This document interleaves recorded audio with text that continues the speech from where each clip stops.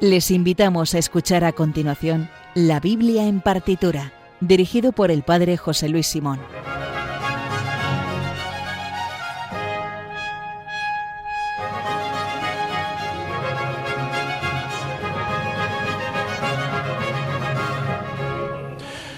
Bueno, en 5 temporadas de La Biblia en partitura nunca habíamos coincidido que el día de San José fuera jueves. Así es que nunca habíamos hecho un programa dedicado a San José, que es mi santo preferido. Entonces estamos muy felices. Por una parte muy felices, por otra parte no ha sido fácil hacer el programa porque, claro, como San José, realmente la escritura tiene mucha importancia, pero tiene poco espacio, hay poco texto de San José, pues no hay muchas obras dedicadas a San José, con lo cual, en fin, no ha sido evidente prepararlo. La temporada 5 de la Biblia en partitura, que está por todo lo alto, porque además también hicimos programa en Nochebuena. Ah, es verdad. Fíjate. Estamos en todo lo alto. Y Jueves Santo. O sea que nos coincide, claro. Bueno, entonces como no hay mucho texto, pues ¿qué es lo que pasa con la figura de San José? Pues que es siempre de cosas de piedad popular. Pues lo que nos dice la Escritura, pues era así. Entonces hemos llamado para que nos rescate a nuestro experto en piedad popular y en folclore popular piadoso. Muy buenas. Que es don José Enrique. Padre José Luis. Le hemos dicho... Estamos en Cuaresma, pues había que traer... Exactamente. No me digas que hay una marcha también para San José. Todo santo tiene una marcha, ¿no? No te hemos invitado a que hagas tu sección de Pasión en partitura. Te hemos invitado aquí, lo que pasa, le hemos conseguido que venga sin incensario, pero claro, con marcha viene. O sea, esto es así, eso estaba de cajón. Claro. Porque claro, San José nos pasa esto, que de la Biblia, como no dice mucho, pues después tenemos un montón de datos y de tal que vamos a sacar de dónde vienen sobre San José, pero no bíblicos. Entonces, hoy el programa sería la Biblia San José en partitura. Para Biblia en partitura o... Apócrifa también. La Biblia apócrifa en partitura. La leyenda dorada en partitura. La leyenda dorada en partitura. Exactamente. Ahora hablaremos de eso. Que aquí Sergio también es experto en la leyenda dorada. Bueno, un poco. Y en otros escritos agiográficos. Agiográficos, exacto. Bueno, pues nada, bienvenidos todos al programa número 116, que viene cargadito como siempre. Hoy programa dedicado a San José, con José Enrique Sánchez de colaborador. Vaya, fíjate. Y ha ascendido, sí. Y música de Berlioz y Palestrina. Además tenemos el último episodio de la sección, versículos sueltos de compositoras piadosas con Carlos Primo, que nos encanta. Así que, como siempre, muy completito programa. Pues fantástico. Dicho lo cual, vamos en... no, que tienes que hacer la parte fija. Claro, hombre, pues antes de ponernos con ello, recuerden que el Twitter del programa es @bibliaartitura, donde también pueden escribirnos para hacernos una petición, dedicatoria o recomendación. Y además tienen la lista de obras que vamos a escuchar a continuación. También pueden ponerse en contacto con nosotros en el mail labibliaenpartitura@radiomaria.es. Ahora sí, dicho lo cual, comienza en este día del glorioso San José de 2026 en Radio María España, La Biblia en partitura.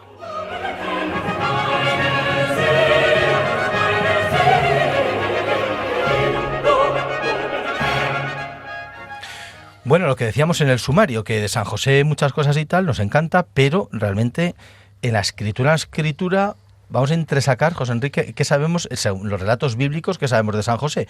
De la primera cuestión es, no sabemos ni siquiera muy bien, está el debate de dónde nació.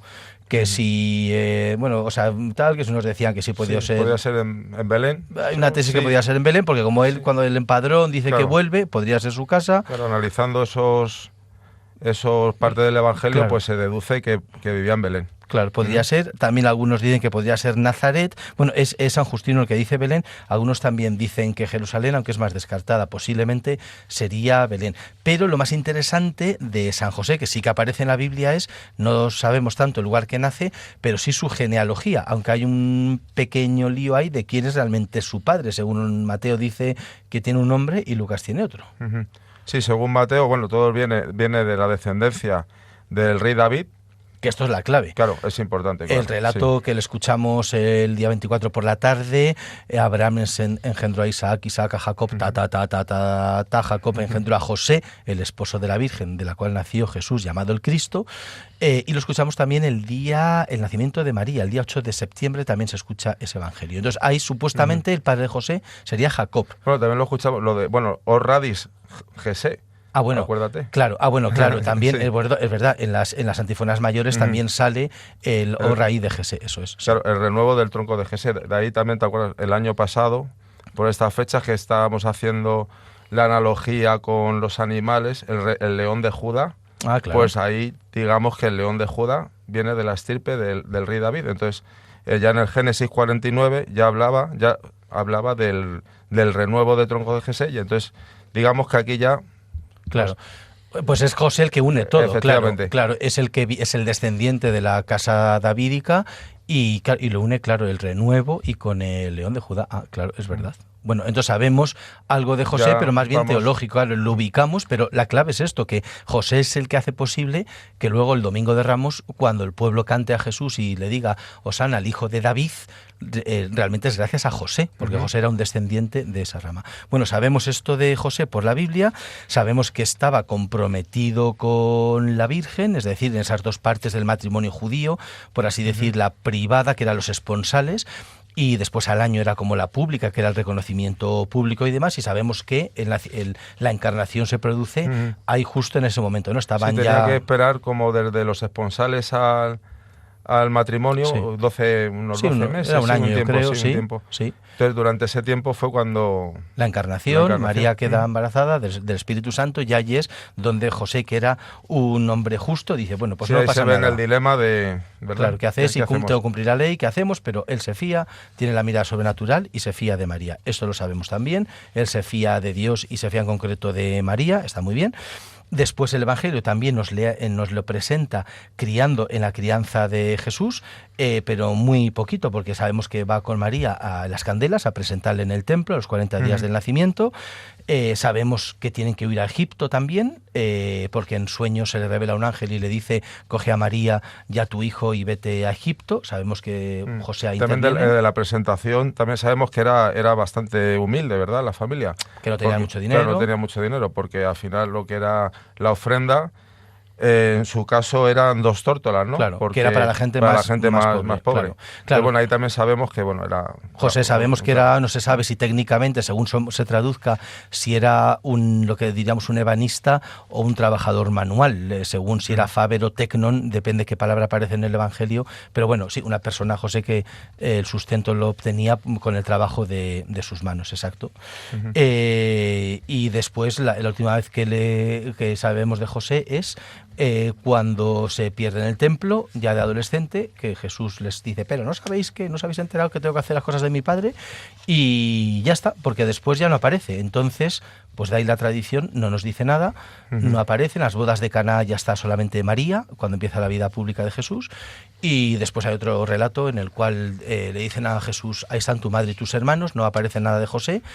En la cruz no está, por tanto la tradición siempre venerable decía que pues José habría muerto antes, porque no se sabe nada de él, el Evangelio no dice nada de él. Por tanto, la Biblia es se verdad. supone que antes del ministerio, la vida pública de Jesús ya habría falleció, muerto y ya no sabía. y ya hasta ahí ya pues no, Claro. no se sabe más de José. Que de ahí viene que sea el patrono de la buena muerte, porque es como, pues qué muerte más tal, asistido por Jesús y la Virgen, claro, no quisiéramos todos. Claro, qué mejor muerte, ¿verdad? Bueno, pues antes, claro, esto es ya nos gustaría que nos hubieran dado más datos de José, pero el Evangelio es muy parco en datos, pero esto ha alimentado, que lo veremos a lo largo del programa, otros datos en otros documentos. Pero antes de seguir con otros datos, vamos a poner una obra. Como decía, realmente hay muy poquitas obras que musicalicen textos de San José, porque no hay textos de San José. Y entonces, hay letanías, hay misas, pero como aquí somos fieles a textos bíblicos, no ponemos estas obras.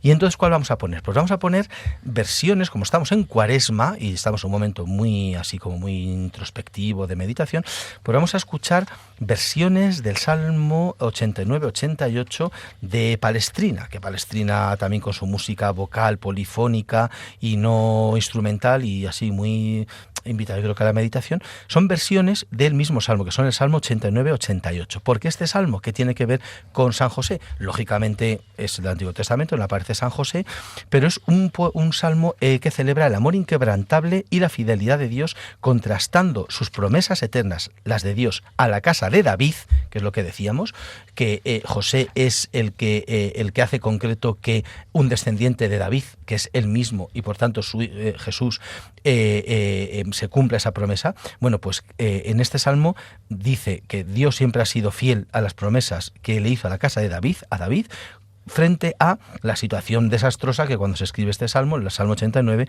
vivía pues en situación de crisis y de falta de fe y demás.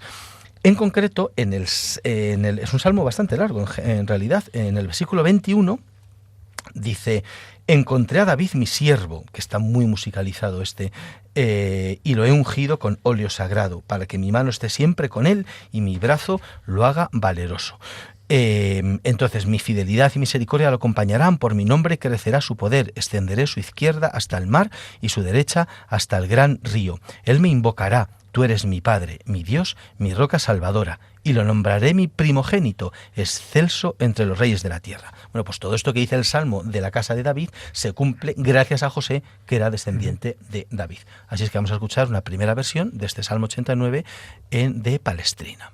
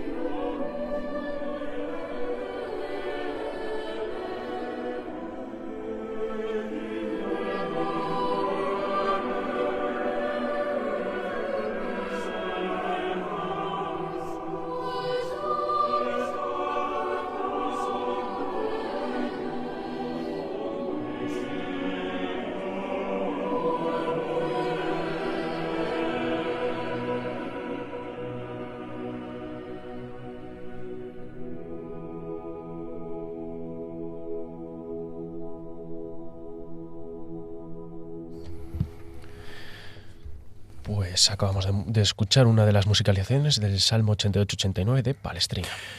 Bueno, entonces seguimos con San José. Como de la Biblia no tenemos muchos más datos, pues bueno, ¿de qué tantas tradiciones que tenemos de San José y la iconografía, etcétera, etcétera? Pues, ¿de dónde sacamos las cosas que no aparecen en la Biblia, Enrique? Pues de los apócrifos. De los apócrifos. Pues al final... Exactamente. Claro. Entonces los apócrifos, como eran siempre... Hay que ayudarse de otra literatura, ¿no? Exacto, sí. apócrifa, claro. Entonces, en varios apócrifos, efectivamente, se habla del bueno de San José. Uno de ellos, por ejemplo, el protoevangelio de Santiago. En él aparece uno de los datos... Que es uno de los más antiguos, por lo visto, Exactamente. De los apócrifos. Y aparece una cosa muy importante para entender la iconografía de San José. ¿Qué se nos cuenta en ese evangelio?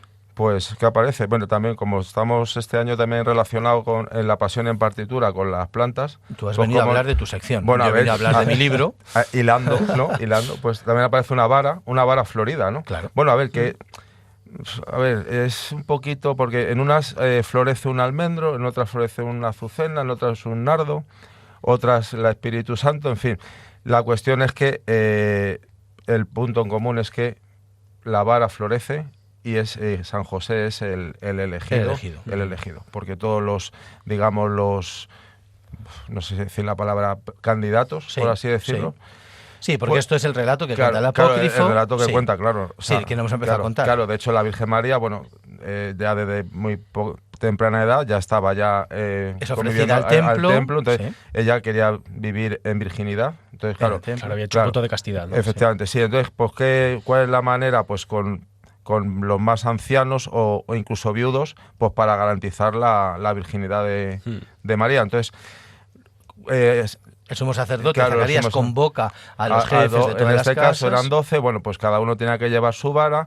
San José, reticente, bueno, venga, yo la voy a dejar por aquí un poco escondida a ver si me escabullo y bueno, y das que florece la vara. Claro, yo creo que en el Evangelio de Santiago de suyo lo que dice es que se posa una paloma. Sí, verdad, no. Es en otros después donde aparece que es florecida. Nosotros hacemos las dos. Mezclamos ahí. Pero claro, esto es muy interesante porque es Evangelio apócrifo, en fin, no es palabra de Dios, pero es un modo narrativo de contar lo que sí que es bíblico, que es la profecía de Isaías de brotará un renuevo del tronco de Jesé. Jesé, que es el padre de David, por tanto estamos en lo mismo, es padre de David, por tanto José es descendiente de Jesé tal y cual, y la profecía de Isaías dice, bueno, llegará un momento en el cual de nuevo esto que deseáis y tal, que venga un heredero de David, pues brotará. Y entonces el modo literario, narrativo, que no es palabra de Dios, pero narrativo es, pues vamos a contar con que la vara florece y se cumple. De ahí que siempre San José aparece con una vara, pero florecida normalmente. Yo creo que pocas veces... Yo he visto ahora algunas imágenes de San José en la que aparece, pero no aparece con la paloma como el Espíritu Santo, pero sí aparece con las dos palomillas o las dos tórtolas con el niño. Hay unas religiosas que hacen artesanía y que tienen esta imagen de San José con como las dos palomas, y tienen una imagen también de San José con el niño y las palomas, como diciendo, a mí me han rescatado, porque lo que presentaban las dos tórtolas era, como era el primogénito Jesús, de suyo es que había que entregarlo al templo, y el modo de llevártelo de nuevo tú a casa a los 40 días era ofreciendo algo a cambio, el rescate, eran las dos palomas, ¿no? Entonces aparece ahí.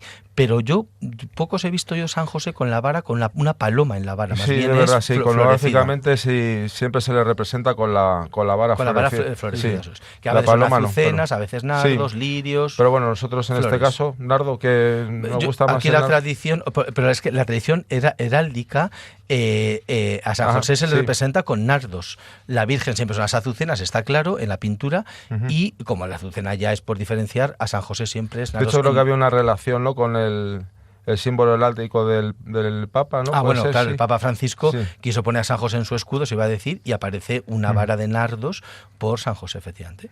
Bueno, esto es del Evangelio, del protoevangelio apócrifo de Santiago. ¿En algún otro evangelio apócrifo tenemos algún dato más? Bueno, aquí hay una nota muy curiosa, porque también, como corría el rumor de que, claro, la Virgen había quedado encinta antes de consumar el matrimonio, pues claro, entonces corría el peligro de que tanto uno como otro, podían ser repudiados. Entonces, ¿qué ocurre? Pues que fueron sometidos a una prueba, que se dice aquí el apócrifo el agua de la prueba del Señor. Y ambos fueron enviados al desierto por separado. Y algún tiempo después, ambos vuelven en perfecta salud. Entonces el sumo sacerdote asegura que si el Señor Dios hizo aparecer tu falta, no hizo aparecer tu falta, tampoco yo puedo condenarte. Eso, efectivamente, eso aparece también en el apócrifo del Evangelio de Santiago. Sí, dice, no sé yo, al desierto. Dice, bueno, a ver, y que Dios provea. Y si venís, claro, pues es que Dios os ha cuidado. Pues venga, entonces sois justos ante Él. Eso está muy bien, sí. Qué gracioso, sí. Después, el Evangelio que más habla de San José es la historia de José el Carpintero, que realmente cuenta montones de anécdotas y montones de historias de la vida de San José. Sí, bueno, esta es la que Jesús se supone que cuenta a los discípulos en el Monte de los Olivos. Claro. Eso dice el Evangelio apócrifo. Eso dice el Evangelio apócrifo, claro. Y entonces ahí Jesús supuestamente narra a los discípulos, narra pues que José, de hecho, cuenta que era viudo con 6 hijos. 4 varones, Santiago, José, Simón y Judas, y 2 mujeres, Lisia y Lidia. Claro, de ahí vienen estas interpretaciones que claro. era, claro, porque se buscó desde primeros momentos para destacar y blindar la virginidad de María, pues un modo que se pensó, que no está justificado en la escritura, era, pues San José era mayor, y entonces ya, pues mayor, en fin, Sí. la respetaba. Y además, como en otra parte en el Evangelio aparece, ahí están tu madre y tus hermanos, antes de saber que ese hermano se refiere a tus parientes, no a tus hermanos de carne, y uy, ¿cómo resolvemos esto? Pues ya está, San José era viudo, era mayor, tenía estos 6 hijos de antes, y ya cuadramos todo y tiramos, que eso era el modo como de, bueno, cuando no se sabía tanto, decir, pues esta es la justificación. Al final, ahora esto está, gracias a Santa Teresa, que dice, pero no, vamos a ver, ¿por qué San José va a ser mayor? ¿Dónde pone esto? En ninguna parte. Sí, bueno, aquí ten en cuenta que se casó ya muy mayor ya con la Virgen, Claro. tenía ya 89 años y que llegó a, bueno, la edad de 111 años. 111. Sí, 111 Qué años. barbaridad. Claro, esto dice la historia de José el Carpintero, que es Sí. otro apócrifo, eso es, sí. Ujú. Y después tenemos también, bueno, dice algunos, si extractamos algunos fragmentos de este apócrifo, dice, cuando relata la muerte de José, dice, yo me eché sobre el cuerpo de mi padre José, dice, esto sería Jesús el que lo dice, cerré sus ojos, cerré su boca y me levanté para contemplarlo. José acababa de fallecer. Eso es lo que, así es como relataría ese modo de decir, porque es verdad que pues, si murió, que uno aparece, pues efectivamente moriría entre los brazos de María y de Jesús, efectivamente. Muy bien. ¿Algo más de los apócrifos? ¿Algún dato más que tengamos? Bueno, luego Realmente tenemos hay aquí varios. un apócrifo, la verdad es que bastante curioso, en la cual pone en este caso a Jesús, le pone como un niño un poquito Trasto. es un poquito trasto, bueno, más que trasto, muy mal, muy mal. La Wow. verdad es que le trata de arrogante y atrevido hasta con su Adiós. padre José. ¿Y qué evangelio es? Sí, el de Evangelio de Pseudo Tomás. Ya, claro, sí. Y entonces, bueno, ahí le pone... ¿Y un qué poquito- dice ahí? Que José Bueno, le de llega. hecho, bueno, José, que el padre terrenal, claro, estaba preocupado también, claro, como era lógico, su hijo tiene que procurarle de darle educación, y entonces, bueno, pues le lleva al maestro y tal, y entonces Jesús le llegó a llamar hipócrita incluso a uno de los maestros. Y entonces, claro, Jesús... o sea, perdón, sí, en verdad te digo, oh mi maestro, yo existía cuando tú naciste, y existía antes de que tú nacieras. Y entonces Jesús se irritó, y entonces, bueno, pues ahí hubo un momento Ojo ahí. así duro. Sí, Bueno, sí. recordemos Le que agarró de la son- oreja incluso y cuenta y se la retorció con fuerza. O sea, deja claro que se la retorció con fuerza. O sea, no fue ahí cualquier cosa. Recordemos que son evangelios apócrifos, Sí. por algo lo son. Pero bueno, por destacar ahí algo curioso. Bueno, pues vamos a escuchar una segunda versión del Salmo 89. Recordamos este salmo que habla de las promesas de Dios a la casa de David, de la cual formaba parte San José, en la versión de Palestrina.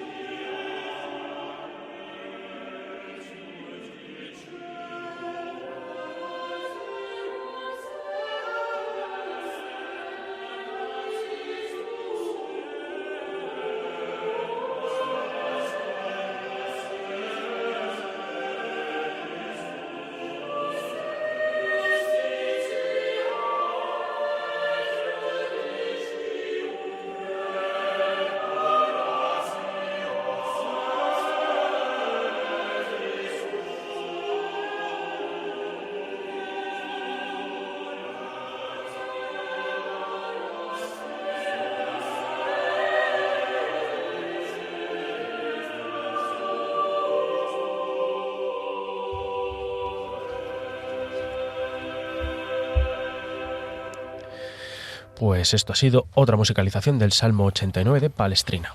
Y entonces, pues bueno, hemos hecho ese repaso de los apócrifos, de lo que nos dicen de San José, y claro, hay otra fuente inagotable para conocer muchas cosas que aparecen en cuadros, que aparecen muchas historias en cuadros, o en pinturas, o en esculturas, o tradiciones, que ¿de dónde provienen? Pues pueden provenir de los apócrifos o de la leyenda dorada, que en esta es experto también don Sergio. Bueno, a ver, experto, lo he estudiado un poquito pero el experto es José Luis.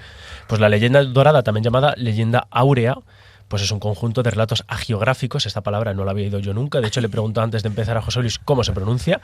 Es decir, agios es santo, agios en griego, y grafos, pues escribir sobre los santos. Exactamente, relativo a la vida de los santos. Fue compilada por Santiago de la Vorágine en el siglo XIII y trata principalmente sobre la vida arzobispo de Génova. Arzobispo de Génova, fíjate. Sí. Y trata sobre la vida de San José, ¿no? Y hay hemos seleccionado el canal de San José, pero en realidad son claro. Yo creo que es la edición más bonita que hay en español, tiene 2 tomos y habla de todo un montón de santos, de cosas de la Biblia, en fin, dan montones de detalles. Y nada, pues de ella se desprenden un montón de cosas. Entre ellas se habla también de los milagros, no los milagros que hizo él, sino los que ocurrieron alrededor de él, sobre todo a raíz del nacimiento de Jesús. Que son muy graciosos. También antes quería haberlo dicho, sobre todo con lo de la vara florecida, que hay una cosa que me parece muy bonita, y es que José dudó si presentarse por su edad, si presentarse como candidato, digamos. Era por la edad. Sí, bueno, claro, y es esto que se utiliza ahora, hoy en día, quiero decir, un poco en contra de la religión, del cristianismo, ¿no? Decir, bueno, es que, fíjate, María, que era una pobre chica un poco joven, y José, que era un señor así como muy mayor, pero en realidad lo que simbolizaba que fuera más mayor que María no, era que su relación iba a ser espiritual y no carnal. Claro. Eso me parece mucho más bonito, claro, ¿sabes? Claro. Entonces, más que una cosa así un poco oscura, me parece una cosa muy bonita. Claro. Así que nada, bueno, y pues unos cuantos milagros que ocurrieron a su alrededor. Uno que me parece súper gracioso es el milagro del trigo. ¿Qué es? Cuéntanoslo. Pues cuando esto, repetimos, está en la leyenda dorada. En la leyenda dorada, exactamente. Eso es un libro, fue un libro en la Baja Edad Media de los más copiados, porque pues al final todos necesitamos historias tal. Entonces, como lo que estamos comentando en este programa, como el Evangelio dice tantas pocas cosas de San José, es como, en fin, necesitamos aquí detallitos, claro, así, salseo, que diríamos ahora. Claro, exacto. Y la leyenda dorada, igual que los apócrifos, aportan salseo. Bueno, o sea, no es palabra de Dios, pero algunos, pues un salseo agradable. Sí, pues, y algunos son así un poco graciosos, como el de Jesús, José retorciendo en la oreja. Bueno, eso es un poco así, ¿no? Podría pasar, ¿tú qué crees, Enrique? Podría pasar, tú que eres padre. A todos nos han retorcido la oreja alguna vez. Tú que eres padre, pero podrías, oye, claro, entonces la oreja así decir, oye, venga, que te he dicho, nada. ¿No? ¿Podría ser esto? Bueno, no podría ser. Bueno, también lo que estamos también para que sepan que no puede ser. No, es que le están escuchando sus hijos seguro, y claro, entonces a ver, se pone padre formal y tal. Exacto. Después, claro, les tendrá que invitar mañana por el Día del Padre a comer y dice, quiero tener una comida en familia, con tranquilidad. Eso es. Pues el milagro del trigo, que es muy gracioso, es cuando están huyendo de la matanza de los inocentes, ¿no? Cuando Herodes quiere matar a los niños de Belén, ¿no?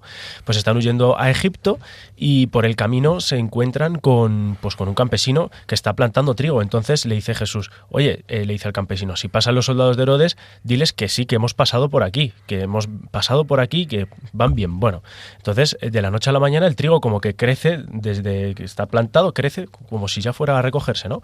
Entonces, pues al día siguiente pasan los soldados de Herodes, preguntan, ¿Jesús ha pasado por aquí? Y el campesino obediente dice, sí, ha pasado por aquí cuando el trigo lo estaba plantando. Claro, los soldados ven el trigo que ya ha crecido y piensan que van meses por detrás de ellos, y dicen, bueno, pues entonces si vamos meses detrás de ellos vamos a abandonar la búsqueda, ¿no? Y en realidad los tenían súper cerca. Fíjate qué curioso. Claro, estos relatos son muy graciosos. Son graciosos. Pues, a mí eso me hizo mucha gracia. Claro, y además aparece el trigo, que es el de la Eucaristía, tal, está todo muy conectado y tal. Sí, a mí se me gustó mucho, de la leyenda dorada, muy chulo.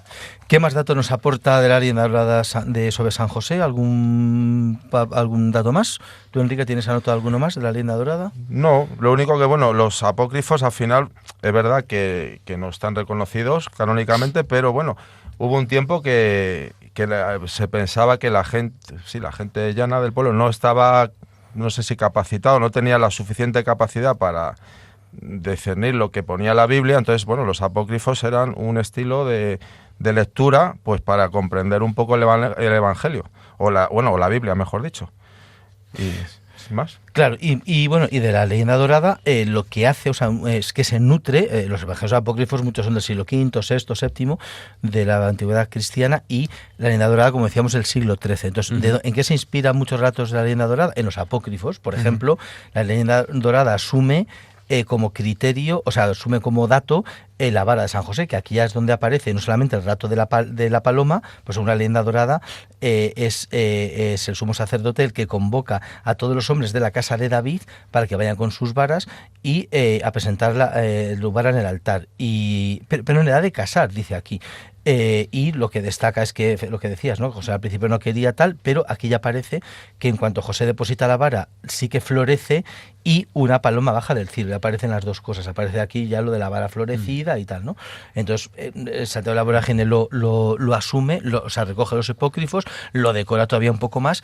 Y esto es, hombre, pues ahora no hay imagen de San José que no tenga la vara dorada, o sea, perdón, la vara florecida. Quiero decir que eso es y forma ya parte y lo asumimos en la iconografía católica, pues aparece la vara dorada realmente. Y son leyendas no evangélicas, pero es verdad que no sea evangélica no quiere decir que sea anti-religiosa, claro, o anti-tal. Es bueno, pues que es un relatillo amable, pues que ya está. Bueno, pues vamos a escuchar la última versión del Salmo 89 en la versión de Palestrina. Es el mismo texto, pero es verdad que la música es distinta y nos sirve para meditar en este gran salmo que, como decíamos, es el salmo en el que se recuerdan las promesas que hizo Dios a la casa de David.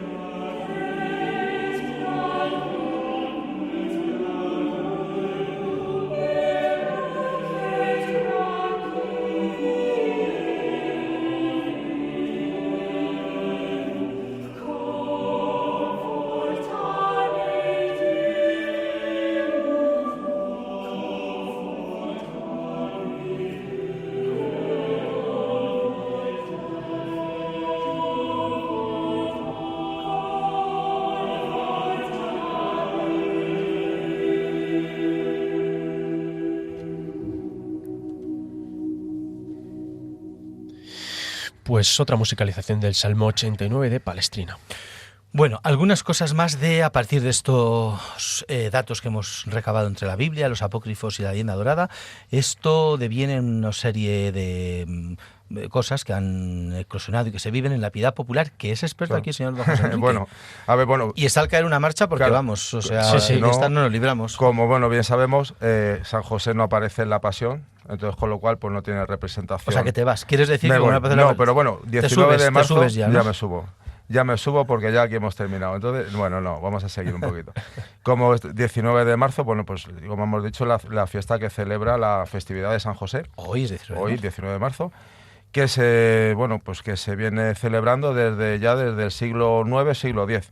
Ya desde el Papa Sixto IV, ¿no? En 1400. Sixto IV, ¿no? No es 6-7, es 6-4. Bueno, pues ya en 1479 ya se extendió oficialmente esta fiesta a toda la Iglesia. En 1621 el Papa Gregorio XV la declaró fiesta obligatoria y en 1870 el Papa Pío IX proclamó a San José patrono de la Iglesia Universal. Bueno, como bien sabemos también es el día que, por ejemplo, en países como España e Italia se celebra el Día del Padre y está relacionado supuestamente con la muerte de San José y también con la relación con la Anunciación, ya que la Anunciación es el día 25 de marzo y entonces, bueno, pues también para darle protagonismo a San José, pues bueno, pues el día 19 de marzo para estar en concordancia con la festividad de la Anunciación. Y bueno, y como también bien sabemos, bueno, al ser fiesta, pues fiesta de santo, pues también tiene su procesión particular. ¿Y cómo está representado iconográficamente San José? Pues la verdad que ha evolucionado con el tiempo, porque ha pasado de ser un anciano secundario así en el arte medieval a un hombre y hacia un hombre más maduro, trabajador y protector en el barroco. Se destaca por la vara florida. Y tierno. Sí, tierno, claro. Simboliza la vara florida, castidad, pureza y elección divina, pues ya que fue elegido a través de la vara. ¿Cómo se le suele representar? Pues con el niño Jesús sostenido en la mano o en las rodillas. Y bueno, ¿qué más cosas? Pues que en realidad al comienzo había problemas para representarlo iconográficamente porque nunca se había representado a él solo, o si se representaba era como en segundo plano, efectivamente tal. Y entonces lo que se hace es básicamente coger las imágenes de María con el niño y en fin, pues se le pone como en nombre y decir por lo mismo. Entonces aparece San José tierno, pues con el niño en brazos y demás, pues también a su padre pues le querría, pues claro. Claro, bueno, y también la indumentaria pues evolucionó de túnicas cortas de artesano ya a mantos, ya se le dio ya una categoría ya de más solemne y entonces ya también lleva su manto. Ya se le muestra como un hombre fuerte y más maduro y no anciano. También pues se le puede representar pues con las típicas herramientas de carpintero. No en vano también es el santo de, bueno, es el día 1 de mayo se celebra San José Obrero. Bueno, pues también es el patrono de los obreros. De los trabajadores en general, bueno, pues también se le representa con una sierra, martillo, pues los típicos herramientas de trabajo, ¿no? Y poco más. Y bueno, y cobra su más importancia durante el Concilio de Trento y a través de la promoción de Santa Teresa de Jesús. Eso es. Y bueno, pues, y ya que estamos, pues Colócanos ya tenemos marcha. el santo en la calle, pues le ponemos una marcha. Venga, no nos vamos a complicar. Marcha, salta la noticia. Se va a llamar San José. No Marcha. me digas que hay una marcha, Claro, se llama así. ¿Cómo no va a tener San José una marcha? Y yo, Pues, bueno, claro. pues no sé, podría no tenerla. Pues, ¿Y cómo se llama? Se llama San José. Ah, sí. Ya está. ¿Para qué? Para ¿Y que de no vamos- quién es esta marcha? Para no perdernos. De Juan Antonio Verdía Díaz. Y está dedicada al patrón de San Fernando de Cádiz y interpretada por la Banda de Música Sinfónica Municipal de San Fernando, del año 2015. Pues vamos a ver cómo suena esta marcha Venga. de San José.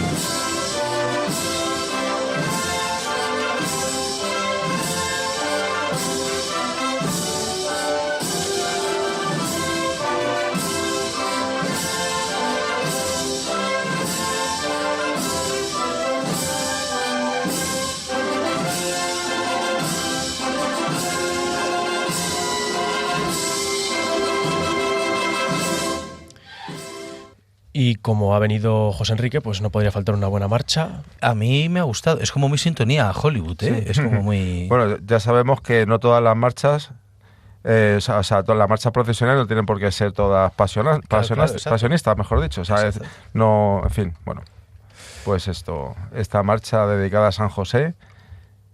Y nada, pues muchas gracias, José Enrique, por tu inmensa sabiduría. Esperamos volver a tenerte Experto en pronto, piedad ¿no? popular. Cuando sea Sí, la próxima te bueno, decimos. Vale. Y nada, pues ahora vamos con versículos sueltos de Carlos Primo, que cierra su serie de mujeres compositoras.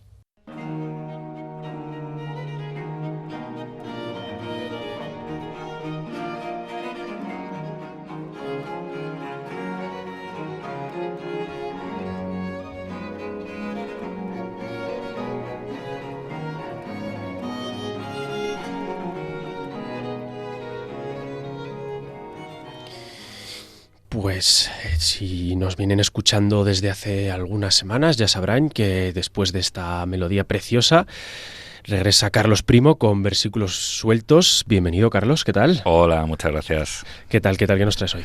Pues mira, hoy os traigo precisamente a la compositora, seguimos con mujeres compositoras de música sacra, y os traigo a la compositora... Y piadosas. Y piadosas. Porque son todo, claro. Todo, lo tienen todo, realmente.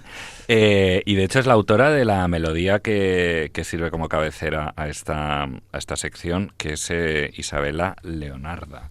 Es un salto, bueno, la verdad es que comparado con... Esta música es absolutamente barroco. Claro, no, comparado con las otras siglo cosas que XVIII. hemos escuchado, Claro. Esto es bacalao. Claro, bueno, totalmente. Es un reggaetón, O sea, totalmente. vamos, Es una hoy cosa- José Luis está con unas castañuelas. Pero como tiene que ser. De hecho, es la compositora más prolífica del siglo XVII, Isabela Leonarda. ¿Hasta el 17? Es del Yo lo 17. consideraría el primero es el 18.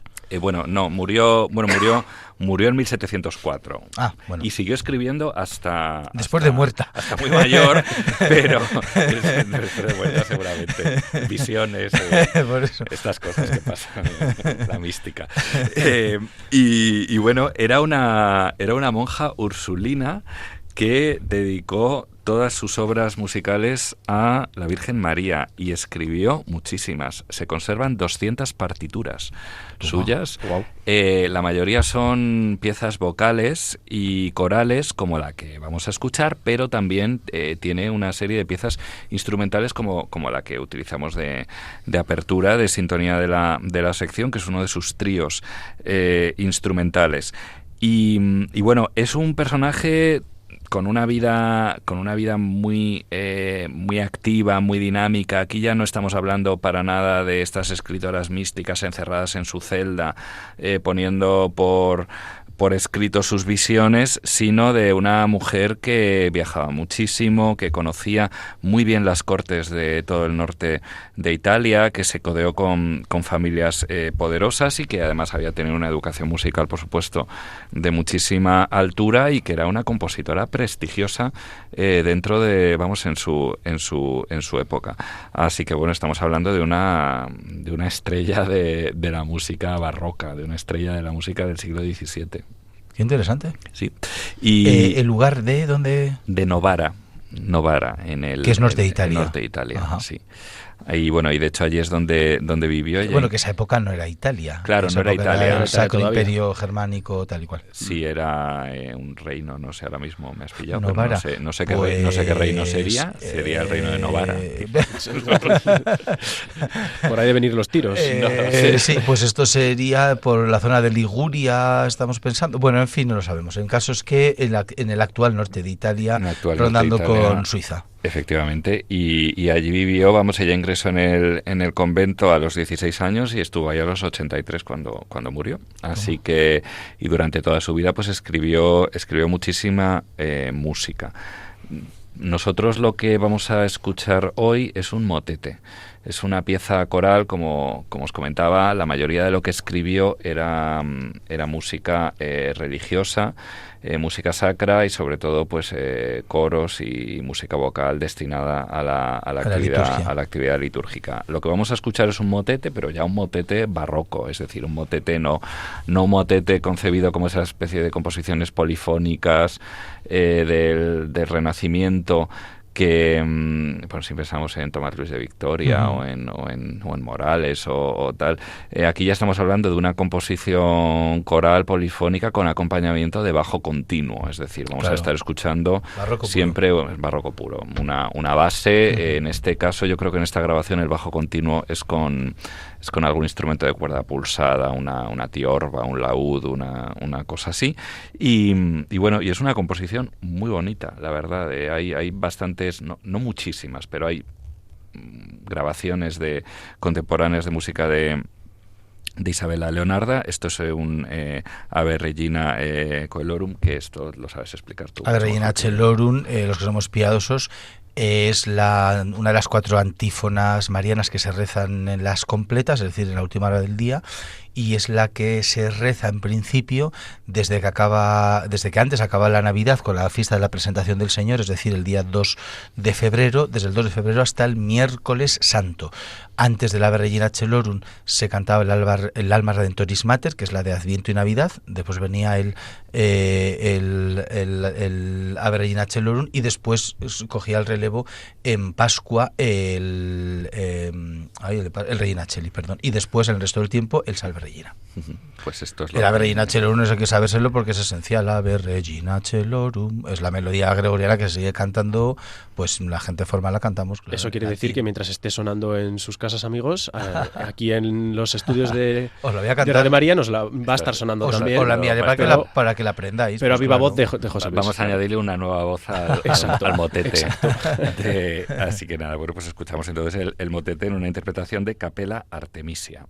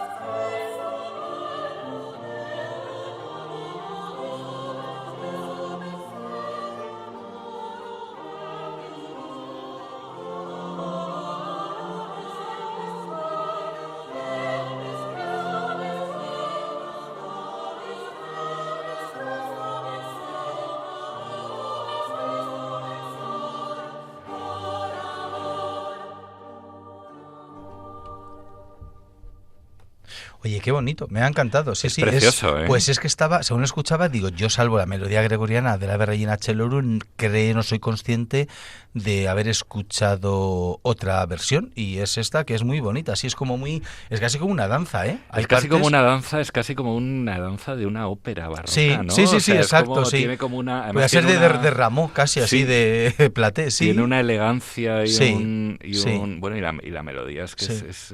es muy bonita. Fíjate, yo hubiera dicho sin claro, nos has dicho de Italia, pero si no me hubiera sonado como un poquito música francesa, sonaba ahí como un poquito ahí a Charpentier algún momento ahí, no sé, pero está muy bonita, es como también muy dulce la música, ¿no? También es verdad que yo las antífonas a la Virgen siempre se busca, tiene como un puntito como muy agradable, como muy bonito, muy así como muy lírico, sí, más muy dulce, ¿no? Sí, eso más, es, sí.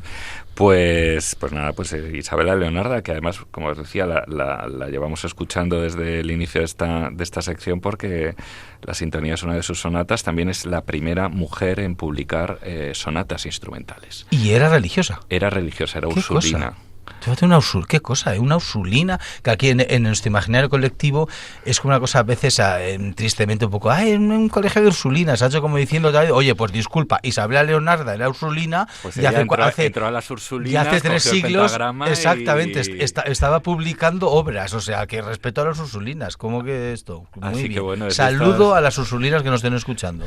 Así que es de estas cosas que dices, mira, pues oye, también de vez en cuando conviene un poco ampliar el canon y pensar que, pues eso, que en el siglo XVII hay esta compositora, además con una obra amplísima que oye, pues igual que se redescubren permanentemente cantatas de compositores de la época, pues Isabela Leonarda tiene una obra muy interesante, muy bonita. Más bonita que su nombre, que en fin, pero bueno, eso no tiene la culpa ella. Bueno, Leonarda era un apellido muy prestigioso en Milán, o sea que sí.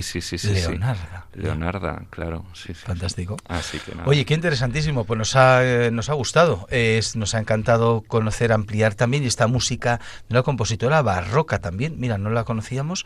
Sí, porque siempre que se habla de compositoras barrocas se habla de Bárbara Strozzi, que claro, creo que acabará viniendo por aquí también. Está al caer, claro. Lo que pasa es que Bárbara Strozzi se caracteriza porque no hizo prácticamente música sacra. Ella además se negó a hacer en la mayoría de su obra música instrumental o música vocal, pero no música sacra, claro. Pero tiene alguna cosa. Pues tiene alguna cosa. Seguro que tiene alguna cosa, así que te están dando clases de barroco, ¿eh? Está amenazando con volver, Carlos Primo. Está amenazando a darte clases de barroco. O sea, cuidado con esto, ¿eh? Bueno, podemos hacer ahí una pelea. Un duelo. Oye, podríamos hacer un duelo. Duelo barroco. Pues esto es interesante, esto para la siguiente sección. Venga, vale. Vamos a darle forma mientras primero te despedimos y luego ya te hacemos un nuevo contrato con un nuevo convenio para que nos salga más. Pues en latín, podríamos hacer el duelo en latín. Todo siempre se puede barroquizar. Podemos decir los disparates en latín o cantando en polifónicamente en latín. Bueno, esto vamos a darnos un tiempo y ya lo pensamos. Ya lo pensaremos. Bueno, muchas gracias, Carlos, por tu saber y por tu participar. Muchas gracias. Un placer.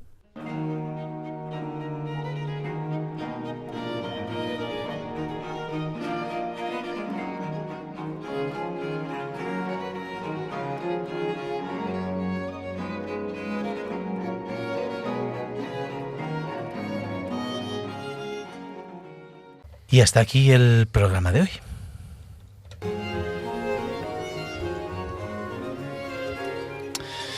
Y como saben, pueden volverlo a escuchar íntegramente en el podcast que se encuentra tanto en la web de Radio María, www.radiomaria.es, como en las plataformas de Apple, Google y Spotify. Además, pueden escribirnos a través del Twitter del programa, que es @bibliaartitura, para hacernos una petición, dedicatoria o recomendación, y podrán encontrar además la lista de obras que acabamos de escuchar.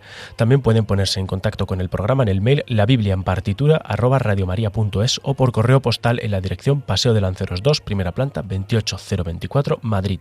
Sean buenos y si no, confiésense. Gracias por estar ahí. Hasta la próxima. Adiós.